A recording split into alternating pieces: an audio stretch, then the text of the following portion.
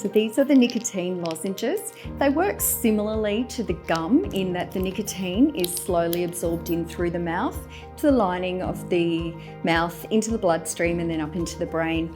There's lots of brands available in different flavours, different mint flavours and even a fruit flavour. The larger lozenges, like these ones, they take a little bit longer to dissolve, but they're milder because they're in a bigger size lozenge. The next size lozenge are these ones here. They're tricky to get into and they do need to be kept in these containers because they can be quite dangerous for children. This lozenge is about 20 minutes to dissolve, a little bit faster and a little bit milder.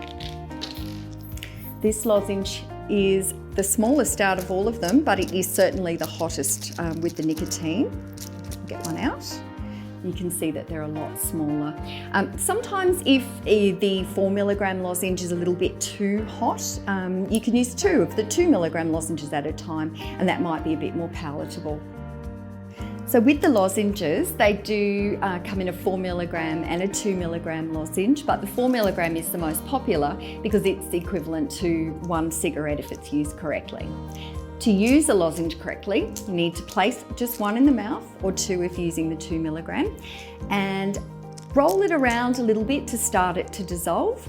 And then after that's happened, just place it down the side of the mouth, and every 5 minutes or so, just roll it from side to side to slowly dissolve the lozenge.